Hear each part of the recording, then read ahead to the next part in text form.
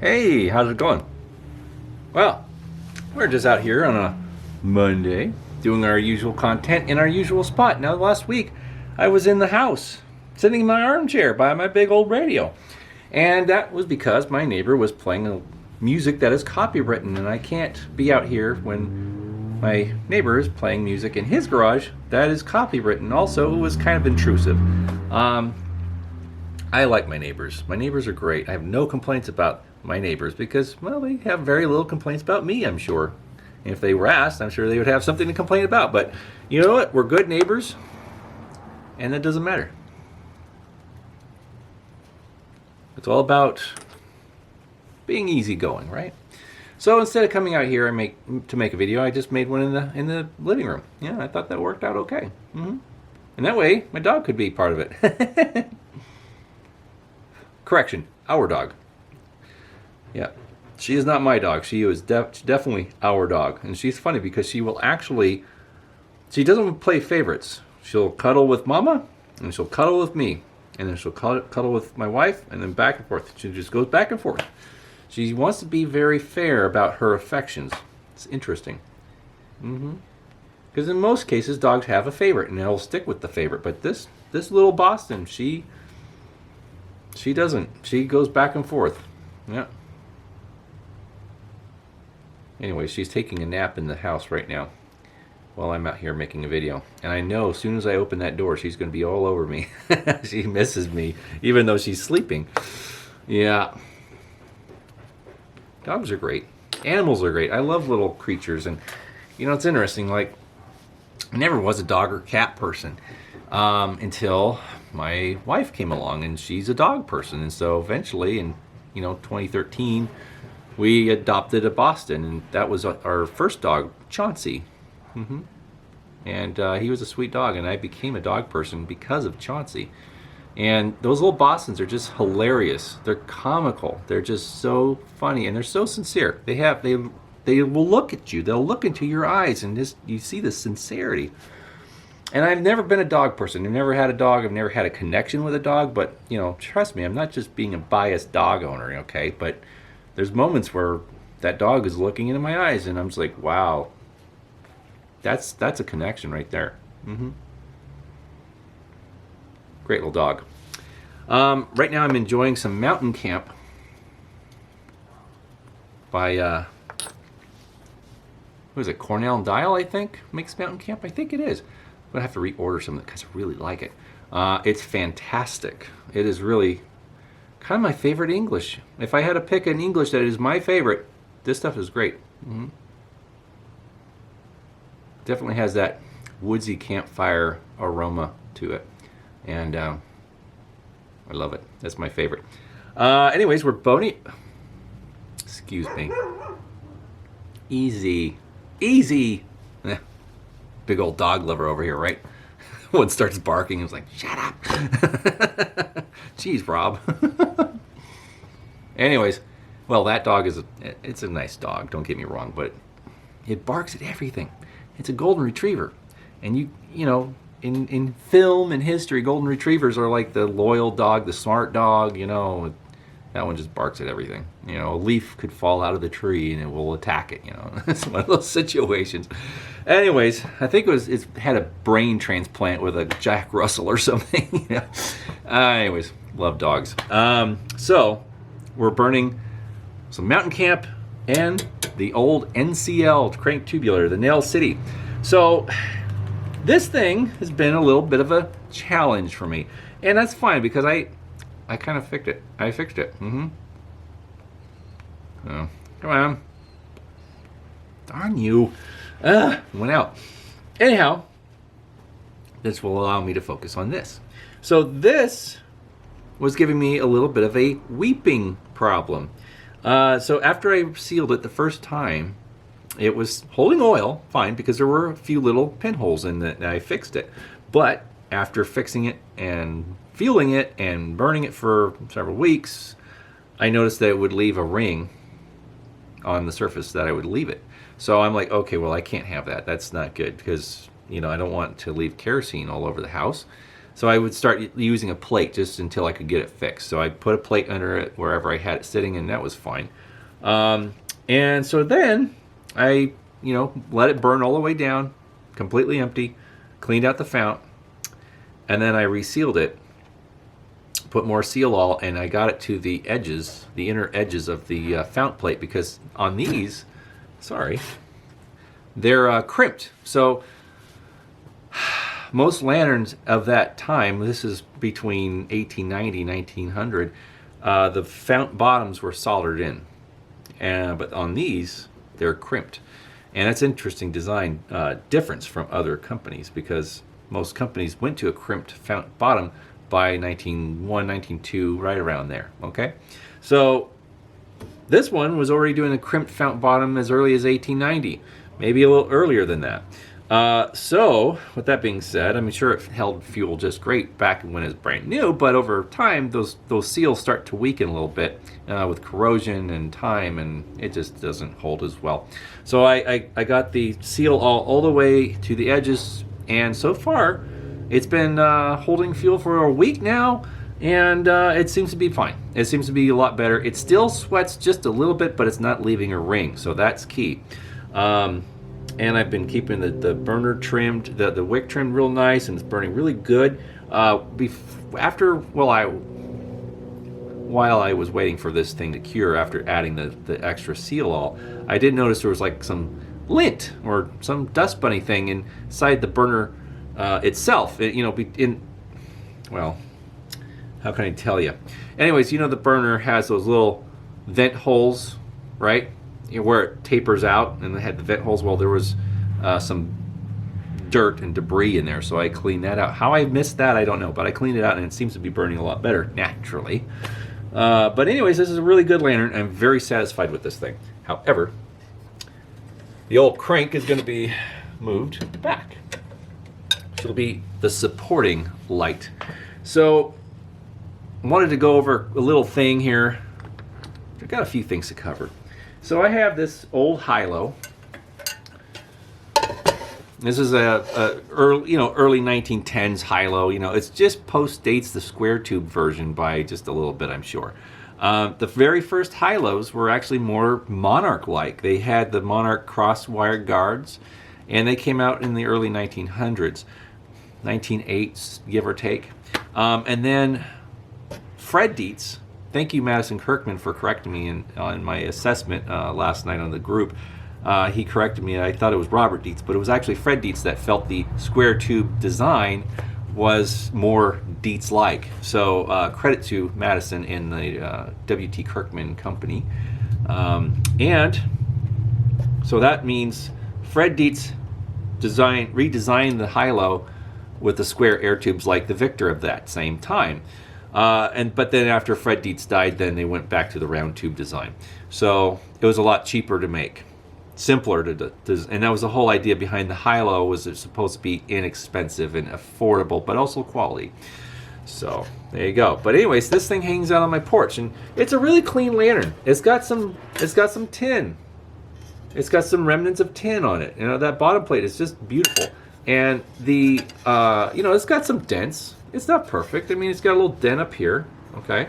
It's not perfect, but it has the original fit all globe without the lock knobs, so it's pre-lock knob, and it functions just fine. It burns great, but I had it hanging out on the porch, and it gets dirty out there. It gets dusty because we live near a busy street, so dust is always settling on it. So I thought I come out here and wipe it down. I wiped it down, but had to take the burner out.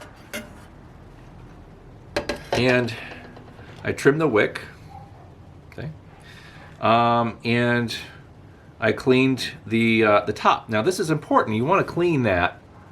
You want to clean that little the top of your burner, because it gets all charred up and black and dirty. So you want to keep that clean. That will help you have a superior burn.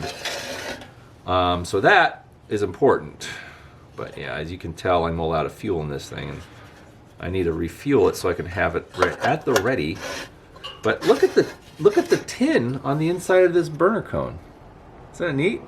It's a clean lantern. It really is. So I know this thing was used, but not a lot. So yeah, but it's a good high-low, and you know, I know I've sang the high-low's praise many times on this channel, and I've featured many high-lows on this channel, but I have to say this thing is definitely my favorite Dietz Hot Blast post 1900, and I'll tell you why. Again, so you want to go to light it. All you do is hold it like this. Thumb on the globe plate, pointer on the top little loop, okay? So you can hold it like this, okay? Let's get a match. I'm not going to light it, but I'll give you the motion. So when I want to light one of these, I look down and make sure the wick is visible, because you don't want it too high, right? It's just visible, and then just like that. I'll repeat. Just like that. Strike, light, drop. It's a lot easier than a side lift, or like a side lift mechanism like on a Monarch or a Victor or whatever. I think it's a lot easier. It's quicker. You just go boom, light, drop. It's perfect. It's absolutely a perfect, simple design. And of course, this is a good example, so the globe actually stays up. Over a lot of use, they get a little sloppy, so you'll have to hold it up, and that still can be even to your advantage. You can still hold it up, light it, and then you just let go, and it falls down slowly, not just boom. It just slides down because it's no longer, there's not much friction up on the draft tube, but it's just simplistic. It's just beautiful. It really is. So that's going to go back out on the porch, and I'm going to fuel it. I have a nice can of fuel in the kitchen, so I can, you know, keep my house lanterns fueled.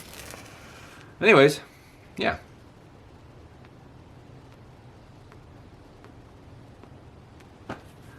Yeah, just get this lit again here.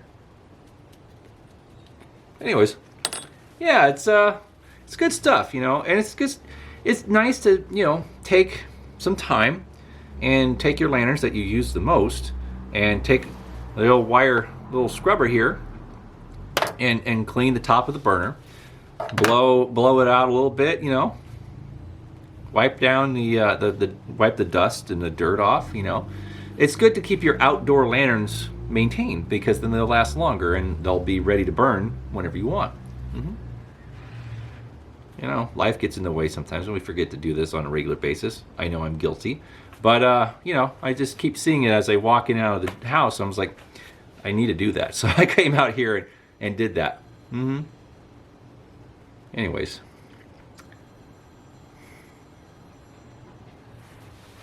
Hold on. Someone's calling me. No. Terre Haute. Yeah, I don't know anyone in Terre Haute. Sorry. Yeah, that reminds me of a line out in, how was it? Christmas Story. You know, little Ralphie, when they go to the department store to see Santa, he's like, the line to see Santa stretched clear back to Terre Haute. Well, that was in reference to that location that phone call, that scam phone call was coming from. So, that phone call stretched clear back to Terre Haute. I know. That's funny. Well, that's comedy. I enjoy that film, even though some people are like, well, it's just so corny. It has a lot of quality to it, and I think it's a great Christmas classic. And of course, we try to watch it at least once every year. But anyway.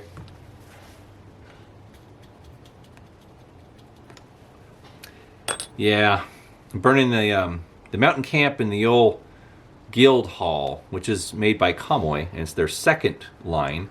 So the pipes that they felt that weren't as high quality or attention to detail or as perfect as they want for their flagship brand, these were the seconds, and they were a little cheaper, but still smokes just great. This is a really nice pipe. Found it in Niles Canyon in Northern California.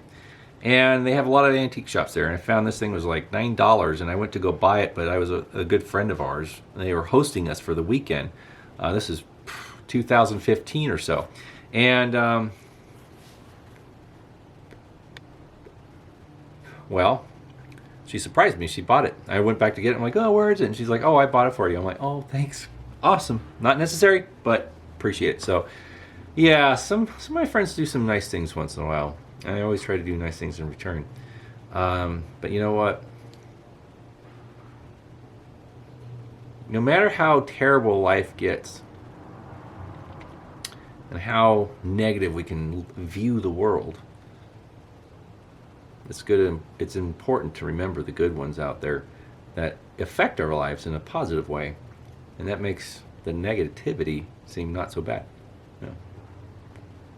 Today we live in a world that seems to embrace and focus on negativity.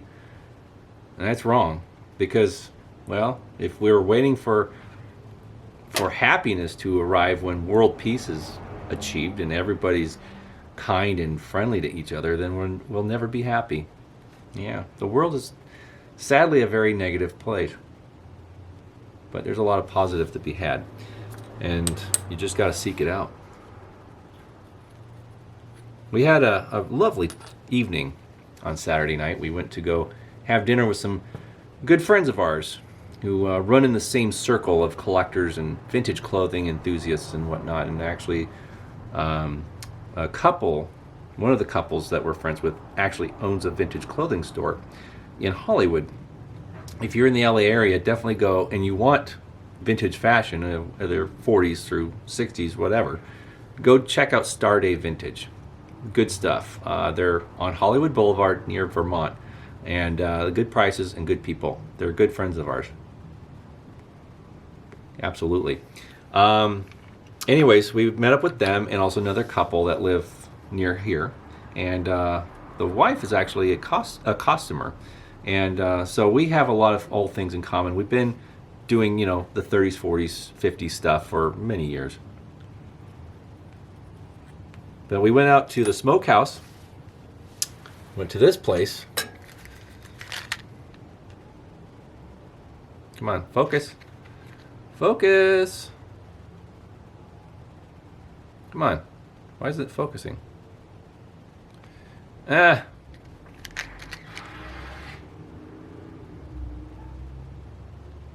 it is. Focused. The smokehouse. That's over in Burbank. Mm-hmm. Now, speaking of smokehouse, this just went out. Anyways, Burbank. Come on. Burbank on Pass Avenue, right across the street from Warner Brothers Studios. That's better. And they've been there since 1946. Entertainer, comedian, dancer, singer, Danny Kaye opened it. And it's a very traditional steakhouse, and they have, barbecue and really good prime rib. They have everything there is really tasty, and actually not too expensive. You can definitely spend a lot there, but it's definitely a little more affordable than some of the other prime steakhouses. Mm-hmm. There's a place called Bourbon Steaks over in Glendale. I've been wanting to go. It looks really nice, but their steaks start at $65 a piece. Yeah. So I'm like, I'm not the guy who won't spend money on a good dinner, but if I can save some on an equally good dinner, then I'll do my best. Mm-hmm. But anyways, we met up and had dinner there, the six of us, and it was fantastic. We got dressed real nice. I put on a beautiful 1940s chalk stripe suit, nice tie, everything. We all dressed appropriately for a nice evening out at a white tablecloth steakhouse from the 40s. Right? Makes sense, right? It was very nice. It was enjoyable. Then we went back to our friend's house that's not too far away from here.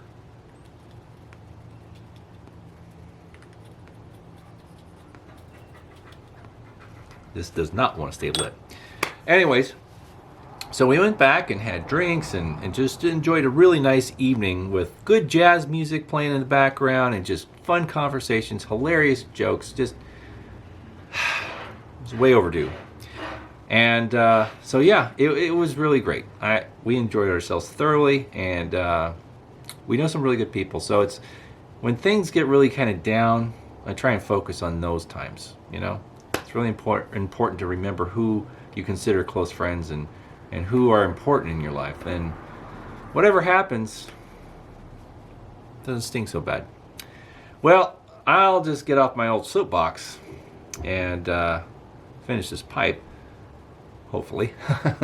And, well, I got some things to clean and things to organize today, so I thought I'd come out and spend a few minutes out here with you guys. Hope it's been worth it. We're 20 minutes now. So take it easy, and we'll see you guys again soon. All right. Bye-bye.